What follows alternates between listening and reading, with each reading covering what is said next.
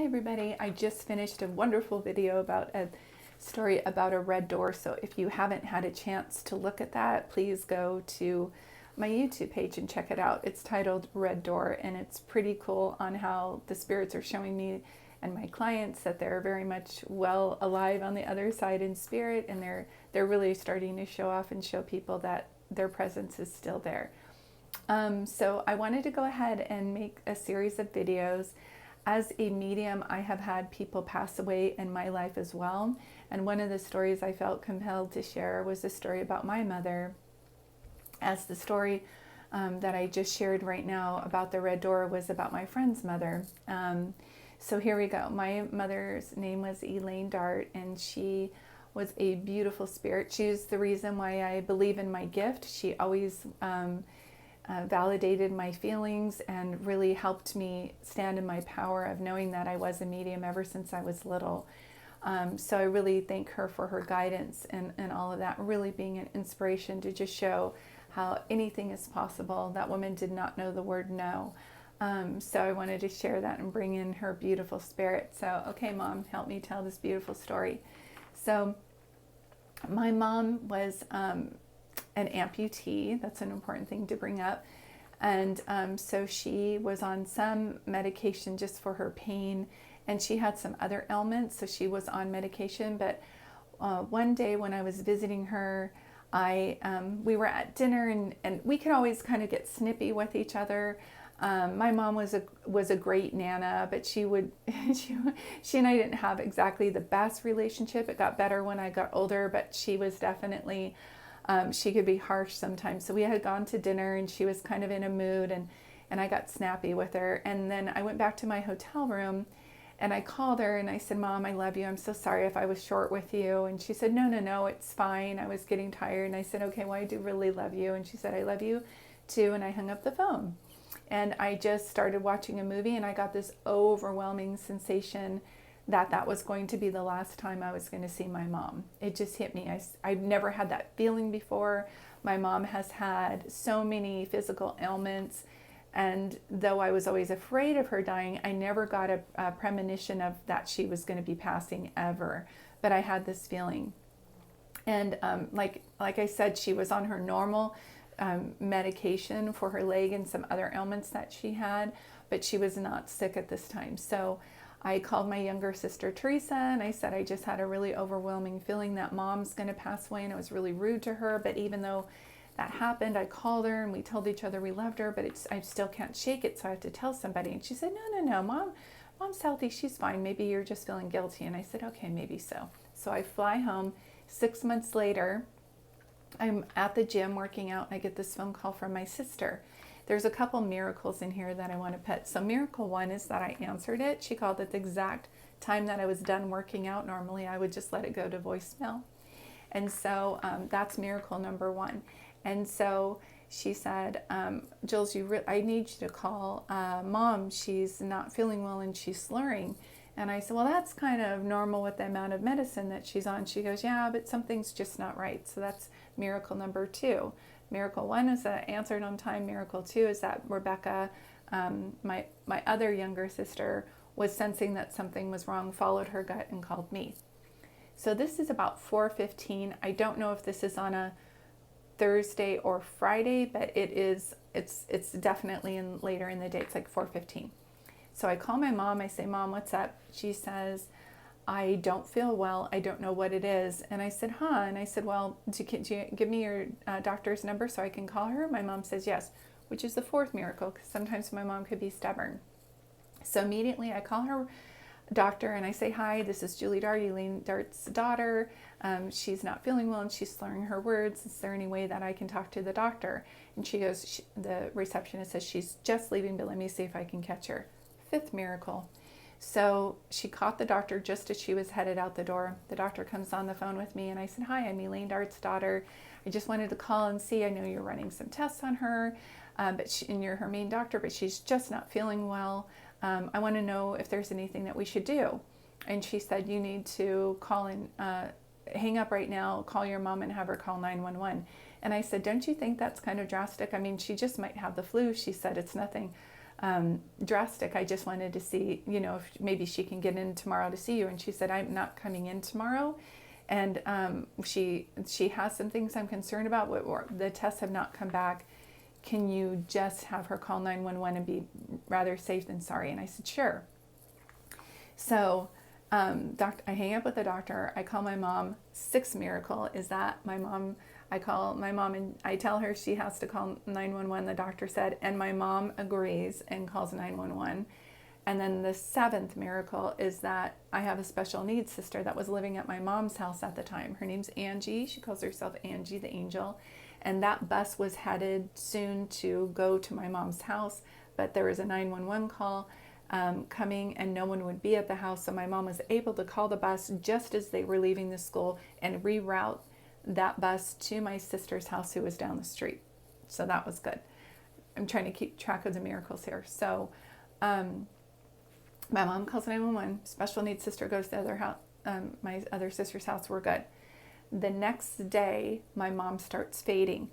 I tell my kids that we are going to start driving down because Nana's not feeling very well and they don't know what's going on, but she's in the hospital. We told my kids and older kids, but my younger sister, Rebecca, we did not tell her kids because they were quite young. We didn't want them to worry, and truth be told, we didn't know what she had. So we get in the car and we drive down.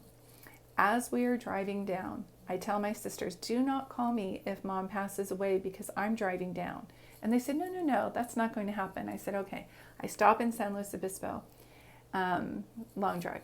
And so, and I'm going to head out the next day. So I'm in San Jose, stopping in San Luis Obispo, on my way to Long Beach the next day. But I just needed a break in between because this was very stressful. I had two young kids in the car, and I didn't even sleep the night before. And I didn't know the severity of the case.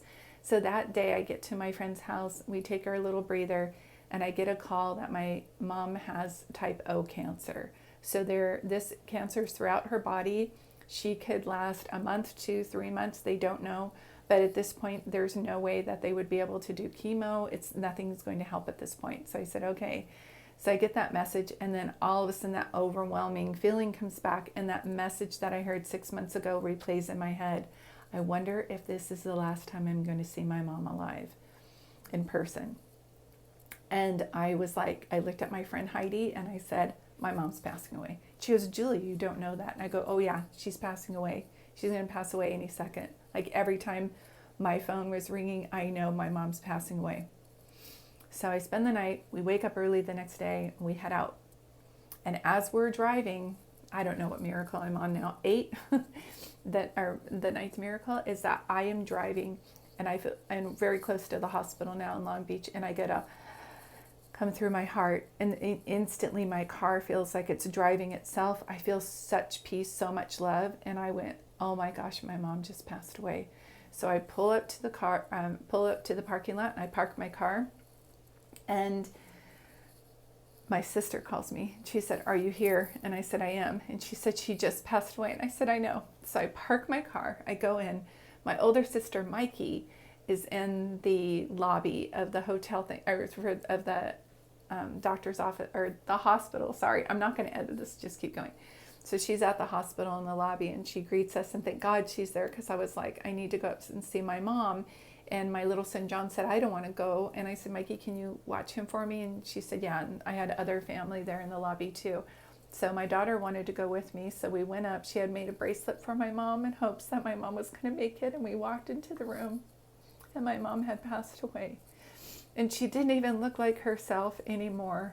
But my daughter went over and put a bracelet on her wrist, and we said goodbye to her, and we left. And we got back into the lobby of the I can't even talk, I keep saying hotel, but of the hospital. And my younger sister Rebecca said, you know what, you guys, we've only got Patty out here for a little while. She's coming soon. We've got to go meet her at the airport. We've got a lot we're going to do. Now here's the 10th miracle. My sister Patty and her daughter were flying in from Florida.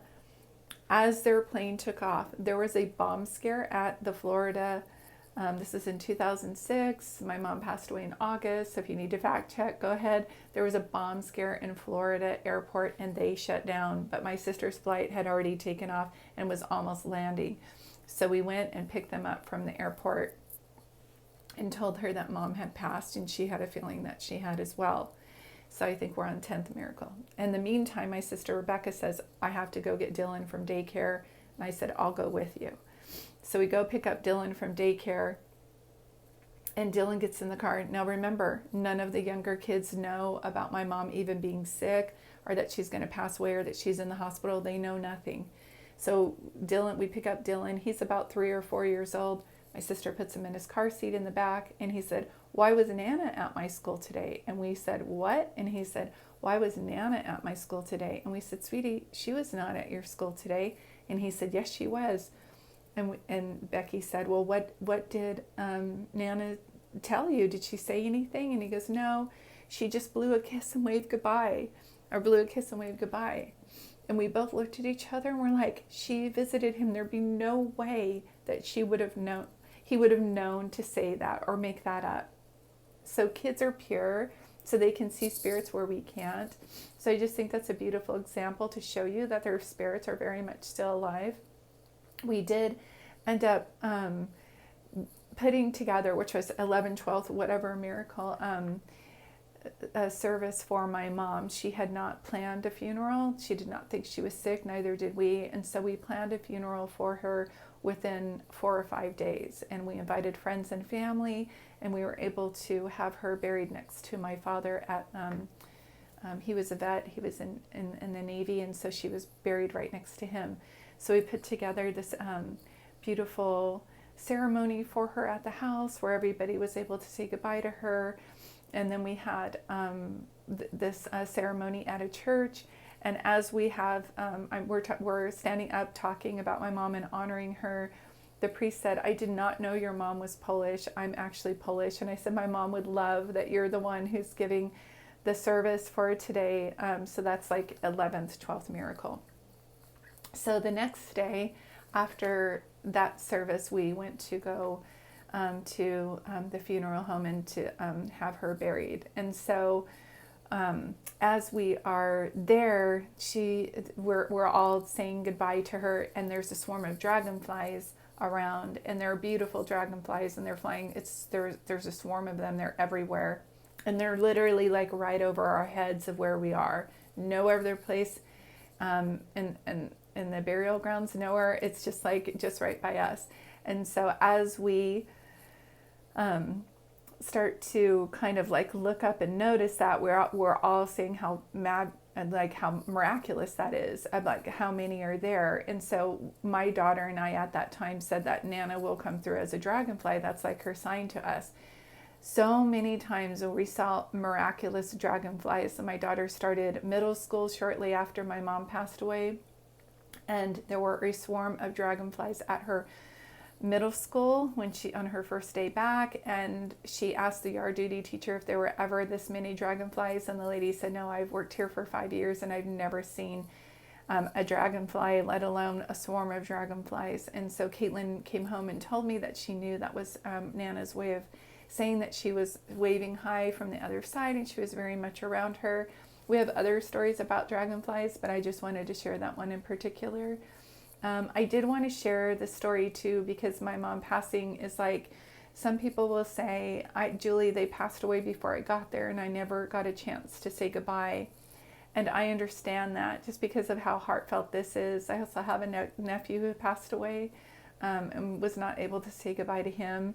None of us were. It was in an accident, and it just is so heartfelt. So I understand the anguish that you go through. You want to know if they were in pain or if they, you feel like they're passing alone. But in the readings that I do, just so you know, I always see so many angels joining them on the other side, and their relatives of who they got along with, knew or didn't know, or even fought with, will be there on the other side helping them cross over. Friends, family, they're all there to meet them and greet them and help them cross over. And so no one ever passes away alone. It just is not possible. So just so you know, this process even happens before a person's heart stops beating. They many times you'll hear people, if you haven't heard my story about the red door, go see that one, because I'll give you an example of how my father-in-law was calling upon Lucy to help, to say that Lucy was here. And we were all saying, who's Lucy? And that was my friend Deanna's mom, who I had asked to help him cross over because she had just passed away a little bit before him. So he was already mentioning Lucy. Like, how would anybody even know to say that name? He didn't know her, I did. And so there's just proof that the loved ones have already greeted them from the other side. And you will find that when they start to cross over, they're kind of in and out a little bit. And that's because the loved ones on the other side are coming as their team, spiritual team, to greet them and to comfort them and to show them how to cross over. So I hope this helps you. When people pass away, sometimes it's a personal choice of theirs to pass away with their loved ones around them. Sometimes loved ones show me that they do a thing called jumping, like my mom did. So maybe your relative or friend did this as well, where you're right next to them the whole time, and then they pass away the moment you go to the restroom or go get some food or take a nap. And you might be having some guilty feelings about that. I hope today that you let go of that, knowing that that was their choice. They get to decide of who they want there and who they don't. And it doesn't have anything to do with if they love you or not. Sometimes they love you so much it's hard for them to say goodbye to you. Do you understand? It's hard for them to leave on the other side. They know that they'll see you again, but you don't sometimes know that. So it's really hard for them to leave. And so they do what I call jump. So if you've had a relative that has passed away that you didn't get there in time, please know, I would like you to forgive yourself. I know so many people who have such a guilty feeling, and there's no need to feel guilty. They passed away at the time that they wanted to pass, and they did that for themselves, knowing that how much that they love you. You know what I mean? But it's just like some spirits stay until you're there so you can watch them go, which is, if that's ever happened to you, then you've just had that wonderful experience of being with someone when they pass away. But just know that that's a spirit's preference, like whoever wants to have that and who they want there, that's how they make that decision. So I hope that helps you understand, and knowing that they're very much still alive on the other side, which is why I keep sharing these stories. Just like my little nephew Dylan was talking about my mom, how would he possibly know that she had crossed over? He hadn't. And so for him to say that Nana was at his school and was waving and blowing a kiss, that's perfect. Of course she was doing that from the other side, just already showing him that she was okay. And then therefore us as well. So I do have a book called I Am Home if you're interested in different signs. I have written this. It's on Amazon and Kindle. And I wrote this book to show people how to communicate with the other side. So if you are thinking that you might have a gift as a medium, it's a great book to get. If you think that you might have needing help deciding like where your loved ones are, and you really want some clarification with the signs that they're showing you, it's a great book for that too. So I really hope this helps you. Thank you for tuning in today. Again, my name is Julie Dart. I own Peace and Serenity. So if you're looking for a private reading, I also do those. I do readings on my Facebook page and my TikTok as well, which I will put down below in case anybody's interested in that. I basically give individual readings as a medium, but I'm also a teacher, which is why I like to give live readings to people and personal readings, whichever one is better for you. But those are services that I offer, just to let you know. But I never like to end a story time without saying a prayer, so I'm going to do that right now. And to me, if you've watched my videos previously, you'll know that my religion is love. So when I call upon God and angels, to me they are 100% love. They love gay, straight, purple, white, black people and animals of all kinds, and so it's strictly love that I'm calling in right now. Okay, God and angels, thank you for surrounding my beautiful friends and anybody listening to this video with love. And if someone has been tuning in because they're missing a loved one on the other side, I'm just asking that you come to them and bump up the signs from the persons that they're missing, their loved ones on the other side, to bump up the signs so they know clearly, without a doubt, that their loved one is still around watching over them. And I just know that you're going to do this, and so I'm thanking you ahead of time. And if anybody's heart is healing, God and angels, I'm asking that you bring around a miraculous way to show them, to bring more joy, love, and security in their heart today. And I thank you so much that you're already doing that, even well after I have said this prayer. Perfect. And so it is. Thank you. Well, thank you for tuning in today. I hope that you like the story. I wish you the best that life has to offer, and I will see you again soon.